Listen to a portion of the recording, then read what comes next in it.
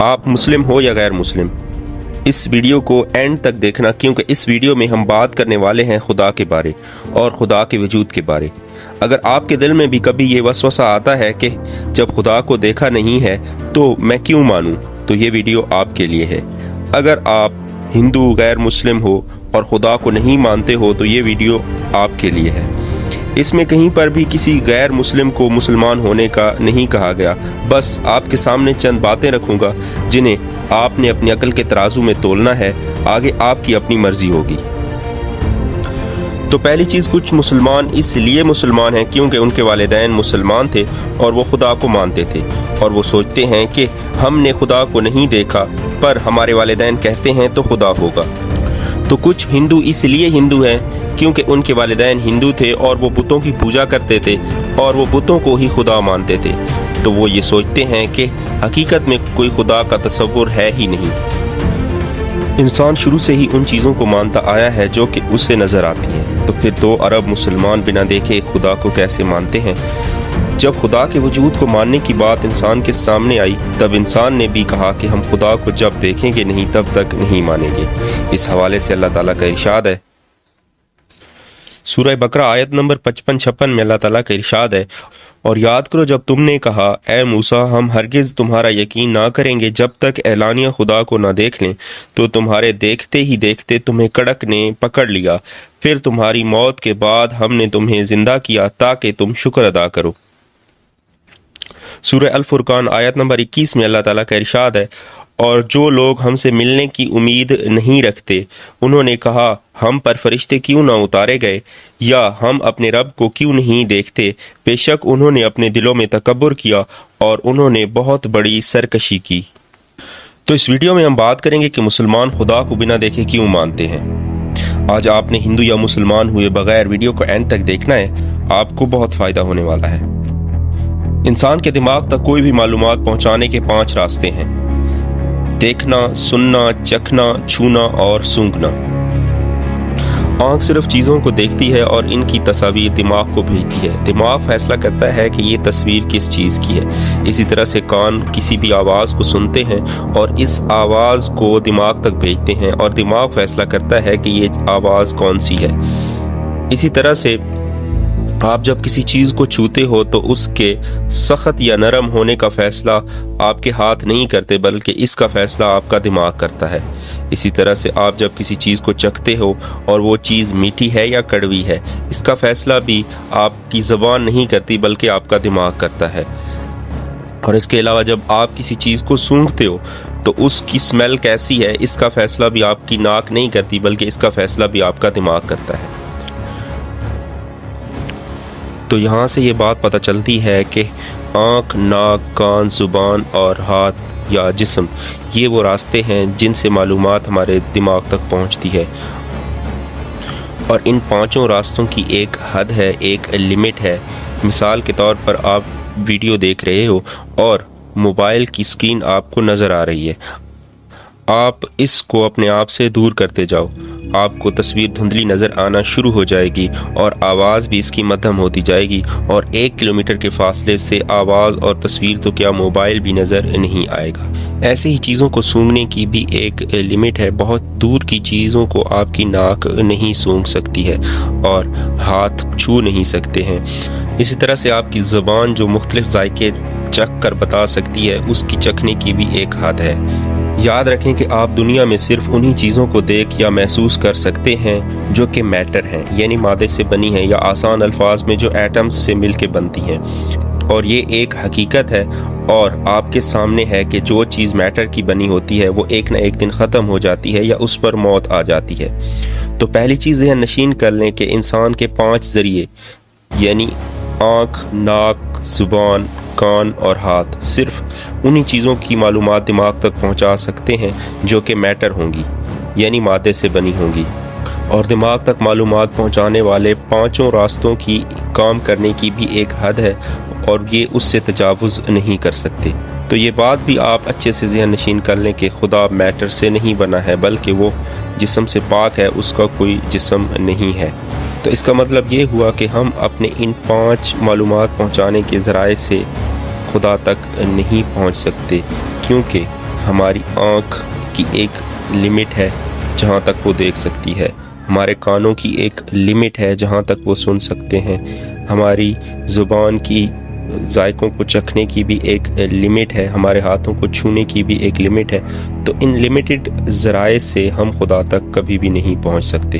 یہ پانچوں کے پانچوں ذرائع لمیٹڈ ہیں اور ہمارا خدا ان لمیٹڈ ہے، اس کی کوئی حد نہیں ہے۔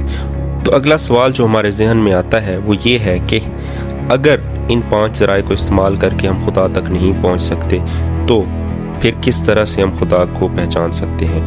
تو اس کا جواب قرآن مجید میں ہے، اور اللہ تعالیٰ بار بار اس بات کا ذکر کرتا ہے کہ قرآن مجید میں عقل والوں کے لیے نشانیاں ہیں۔ تو اس کا مطلب یہ ہوا کہ ہم اپنی عقل کو استعمال کرتے ہوئے خدا کی نشانیاں تلاش کر سکتے ہیں۔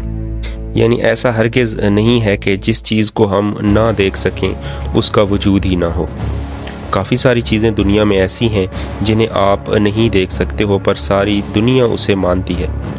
تو اگر آپ سائنس کے اسٹوڈنٹ ہو تو آپ کو پتہ ہوگا کہ ہم الیکٹران، پروٹونز، نیوٹرانز کو نہیں دیکھ سکتے، صرف عام آنکھ سے ہی نہیں بلکہ الٹرا مائکروسکوپ سے بھی نہیں دیکھ سکتے، اور سائنس کہتی ہے کہ نہ ہی کبھی ہم ان کو دیکھ پائیں گے۔ پر الیکٹران، پروٹون، نیوٹرانز کو ہی نہیں بلکہ پروٹون، نیوٹران کے اندر مزید چھوٹے ذروں یعنی کوارکس کو بھی سائنس مانتی ہے، اور آپ سب مانتے ہو، اور سائنس کی کتابیں اس سے بھری پڑی ہیں۔ حالانکہ نہ تو انہیں کبھی کسی نے دیکھا ہے اور نہ ہی مستقبل میں کبھی کوئی اسے دیکھ پائے گا، پر ان چیزوں پر آپ سوال نہیں اٹھاتے ہو بلکہ آپ ان کو مانتے ہو، حالانکہ آپ نے دیکھا تو نہیں ہے۔ اور یہی سوال جب سائنسدانوں سے کیا جاتا ہے تو ان کا جواب بڑا غور طلب ہے۔ جب ان سے پوچھا جاتا ہے کہ آپ نے الیکٹران، پروٹونز، نیوٹرانز کو جب دیکھا ہی نہیں تو آپ کیوں مانتے ہو، تو وہ کہتے ہیں کہ ہمیں کچھ چیزوں میں اس کے آثار نظر آتے ہیں، اس لیے ہم اس کو مانتے ہیں۔ تو چلیں، ہم خدا کو دیکھ نہیں سکتے پر اس کے آثار سے اسے ڈھونڈتے ہیں۔ تو ناظرین، آپ سب سمجھدار ہو اور عقل رکھتے ہو، اپنا گوگل کھولیے اور وہاں پر لکھیں کہ ایک ایٹم کو کس سائنسدان نے بنایا۔ چلیں میں بتا دیتا ہوں، اس کا جواب ہوگا کہ ایٹم جو ہے وہ شروع سے ہی قدرتی طور پر پایا جاتا ہے، اسے کسی نے نہیں بنایا ہے، کسی نے پیدا نہیں کیا ہے، اور دنیا کے تمام سائنسدان مل کر بھی اسے نہیں بنا سکتے۔ تو میرا سوال ہے کہ وہ قدرت کیا چیز ہے؟ کیا کوئی انسان ہے؟ نہیں، انسان تو نہیں ہے۔ اگر انسان ہوتا تو آج بھی انسان اس طرح کے ایٹمز بنا رہا ہوتا۔ تو اگر آپ نے میٹرک کر رکھی ہے تو آپ نے نیوٹن کا فرسٹ لا تو پڑھا ہی ہوگا، جو کہ ہے کہ جب تک کسی جسم پر کوئی بیرونی فورس عمل نہ کرے وہ اپنی حالت کبھی بھی تبدیل نہیں کرتا۔ یعنی کسی بھی رکے ہوئے جسم کو حرکت دینے کے لیے ہمیں اس پر فورس ضرور لگانی پڑتی ہے، تب ہی وہ حرکت کر سکتا ہے۔ تو آپ کو اس چیز کا بھی پتہ ہوگا کہ ایٹمز میں الیکٹرانز جو ہوتے ہیں وہ لگاتار حرکت کر رہے ہوتے ہیں۔ تو یہاں پر میرا یہ سوال ہے کہ جب کوئی بھی چیز خود بخود حرکت میں نہیں آ سکتی ہے تو ایٹم میں موجود الیکٹرانز خود بخود کیسے حرکت کر رہے ہیں، اور ان کے پاس حرکت کرنے کے لیے انرجی کہاں سے آتی ہے؟ اب یہاں پر کچھ سائنس کے اسٹوڈنٹس یہ کہیں گے کہ الیکٹرانز کے ایک شیل سے دوسرے شیل میں جمپ کرنے سے، یعنی الیکٹران جب لوور انرجی لیول سے ہائر انرجی لیول میں جائے گا تو انرجی گین کرتا ہے، اور ہائر سے لوور میں جب واپس آتا ہے تو انرجی لاس کرتا ہے۔ ٹھیک ہے، آپ ٹھیک کہہ رہے ہیں، پر یہاں پر بھی میرا ایک سوال ہے کہ یہ الیکٹران کا جمپ کرنا ہائر سے لوور آربٹ میں اور لوور سے ہائر آربٹ میں، یہ الیکٹران کو کس نے سکھایا ہے؟ الیکٹران کیا خود بخود جمپ کرتا ہے؟ اور اس کا یہ جو پورا ایٹم کے اندر یہ سسٹم ہے جس میں الیکٹرانز حرکت کر رہے ہیں، اور یہ سارے کا سارا ایک سسٹم ہے، اس سسٹم کو کس نے بنایا ہے؟ کیا یہ خود بخود بن گیا ہے؟ اب یہاں پر بھی کچھ لوگ کہیں گے کہ یہ بگ بینگ ہوا، اور بگ بینگ سے میٹر جو ہے وہ پہلے سے ہی موجود تھا اور خود بخود نہیں بنا بلکہ اس بگ بینگ سے بنا۔ چلیں مان لیں کہ بگ بینگ ہوا، تو سائنس آج بھی مانتی ہے کہ پوری کائنات اس بگ بینگ سے بنی۔ تو کیا بگ بینگ سے پہلے سارا میٹر ایک نقطے پر جو مرکوز تھا، اور اس میں تو ایک ایٹم نہیں بلکہ کھربوں کے کھربوں ایٹمز موجود تھے، وہ سارا میٹر کہاں سے آیا؟ مطلب کس نے بنایا؟ کسی نے تو اس کو بنایا ہوگا، یا وہ خود بخود ہی بن گیا؟ یہ ایسے ہی ہے جیسے آپ کسی عمارت کو دیکھو اور ایک گھر کو دیکھو، اور آپ یہ ازیوم کر لو کہ یہ آندھیاں چلی ہوں گی اور خود بخود یہ آندھیوں کے نتیجے میں یہ اینٹیں خود بخود جڑ گئیں آپس میں، اور جو اس کی چھت ہے وہ بھی خود بخود ہوا چلی اور اس سے آپ بن گئی۔ تو یہ مطلب اس چیز کو عقل نہیں مانتی ہے، اور عقل یہ تقاضا کرتی ہے کہ اس کو بنانے والا کوئی نہ کوئی ہوگا۔ تو چلیں اب بات جب بگ بینگ کی چل رہی ہے تو میرا آپ سے سوال ہے کہ بگ بینگ کے بارے میں انسانیت کو کب پتہ چلا کہ بگ بینگ ہوا تھا اور اس کے نتیجے میں کائنات وجود میں آئی؟ آپ گوگل کریں گے تو آپ کو پتہ چلے گا کہ 1931 میں رومن کیتھولک اور فزیشین جارج کے ذریعے سے، یعنی کہ تقریباً آج سے 92 سے 93 سال پہلے ہی انسانیت کو پتہ چلا تھا۔ لیکن اگر میں آپ سے کہوں کہ ایک ہستی ایسی ہے جس نے اس کا انسانوں کو سائنس کے ذریعے پتہ چلنے سے 1300 سال پہلے ہی بتا دیا تھا کہ واقعی زمین اور آسمان کا ایک نقطہ آغاز ہے اور وہ پہلے جڑے ہوئے تھے، تو پھر آپ کو ماننا پڑے گا کہ وہ کوئی انسان تو نہیں ہو سکتا، کیونکہ اگر انسان کو پتہ چلتا 1300 سال پہلے تو وہ سائنس کی کتابوں میں اس کا ذکر ضرور کر دیتا۔ تو سورہ ذاریات میں اللہ تعالیٰ کا ارشاد ہے کہ کیا انکار کرنے والے اس بات کا احساس نہیں کرتے ہیں کہ زمین اور آسمان ایک اکائی کی شکل میں جڑے ہوئے تھے، پھر ہم نے ان کو الگ کر دیا اور ہم نے ہر ایک چیز کو پانی سے تخلیق کیا، تو کیا یہ یقین نہیں رکھتے؟ اب یہاں پر کچھ لوگ یہ کہہ سکتے ہیں کہ اگر قرآن میں تھا تو مسلمانوں نے سائنس سے پہلے کیوں نہیں بتایا؟ تو اس کا جواب ہے کہ بہت سی سائنس کی باتیں آج بھی قرآن میں اشارے کی شکل میں موجود ہیں، اور قرآن مجید کی 1000 سے زائد آیات جدید سائنس پر ہیں۔ جب سائنس ترقی کرے گی اور اس کو ثابت کرے گی تو پتہ چلے گا کہ یہ اشارہ تو قرآن میں بھی تھا اور یہ اس چیز کی طرف تھا۔ اور کچھ لوگ کہتے ہیں کہ مسلمان اپنی طرف سے خود باتیں قرآن سے نکال لیتے ہیں، تو ان کو جواب ہے کہ آپ کے پاس بھی آپ کی مذہبی کتابیں موجود ہیں، آپ اپنی مذہبی کتابوں سے ایسی باتیں کیوں نہیں نکال لیتے؟ مسلمان ہی کیوں، باقیوں پر کیا کوئی پابندی ہے؟ تو کیا آپ کو پتہ ہے کہ کائنات کتنی وسیع ہے؟ اس پر میں نے ایک پوری ڈیٹیلڈ ویڈیو بنا رکھی ہے جسے 2 ملین سے زائد لوگ دیکھ چکے ہیں۔ اس کے بعد آپ اسے بھی دیکھ سکتے ہیں، وہ بھی آپ کو اللہ کے بارے میں پتہ دے گی۔ بہرحال یہاں پر میں اس کا تھوڑا سا تذکرہ کرنا چاہوں گا۔ تو آپ جہاں پر بیٹھے ہو وہ زمین ہے، یہ زمین اور اس طرح کے 7 اور سیارے سورج کے گرد گھوم رہے ہیں، اور ہمارا سورج خود بھی ایک سینٹر کے گرد گھوم رہا ہے۔ یہ ایک سورج ہی نہیں ہے بلکہ اس طرح کے اربوں سورج گھوم رہے ہیں ایک سینٹر کے گرد، اور یہ سب مل کر ایک گیلیکسی بناتے ہیں، یعنی ہماری ملکی وے گیلیکسی کے اندر 100 سے 200 کروڑ سورج گھوم رہے ہیں۔ اور یہ ایک گیلیکسی ہی نہیں بلکہ اس طرح کی اربوں گیلیکسیز اس کائنات میں موجود ہیں۔ اس کائنات کی سب سے تیز رفتار چیز جو ہے وہ لائٹ ہے، تو ہم اسپیس کے اندر فاصلوں کو لائٹ ایئر یا نوری سال میں میئر کرتے ہیں، اور ایک نوری سال جو ہوتا ہے وہ 9400 خرب کلومیٹر کے برابر ہوتا ہے، یعنی کہ ایک سال کے اندر لائٹ جو ہے وہ 9400 خرب کلومیٹر کا فاصلہ طے کرتی ہے۔ تو یہاں پر ہم سے جو سب سے دور سائنس نے جو سورج کو آبزرو کیا ہے، یعنی کہ اس کی روشنی ہم تک تقریباً 28 ارب سال کے بعد پہنچی ہے، یعنی کہ وہ سورج ہم سے 28 ارب نوری سال کے فاصلے پر واقع ہے۔ اب اس کا ہرگز یہ مطلب نہیں ہے کہ 28 ارب نوری سال کے فاصلے پر اگر ایک سورج موجود ہے تو اس سے آگے کائنات ختم ہو جاتی ہے، بلکہ ایسا نہیں ہے، بلکہ اس سے آگے بھی کائنات جو ہے وہ جاری ہے اور لامحدود فاصلوں تک جاری ہے۔ تو وہاں تک ہم بات کر لیتے ہیں جہاں سے سورج کی روشنی ہم تک پہنچتی ہے۔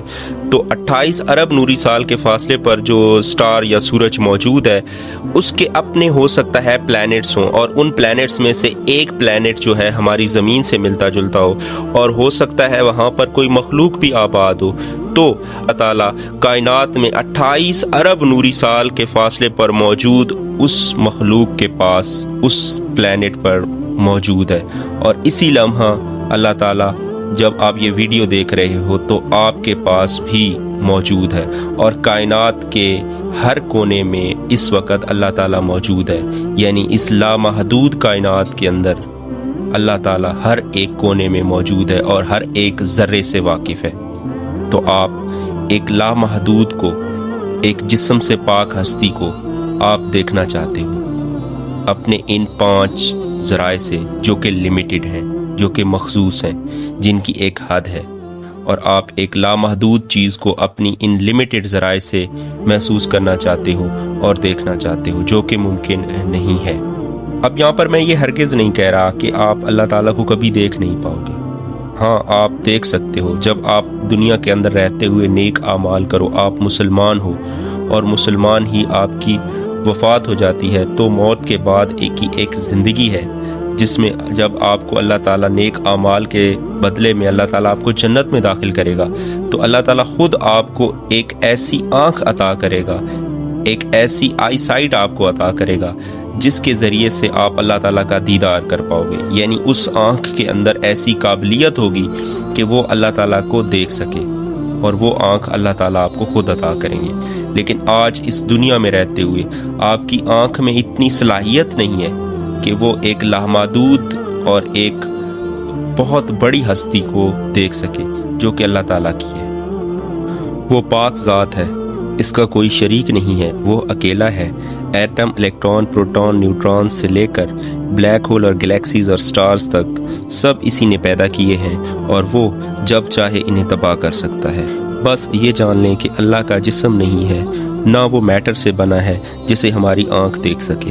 بس اس کی بنائی ہوئی چیزوں کو دیکھ کر غور کر کے ہم جان سکتے ہیں کہ اللہ موجود ہے۔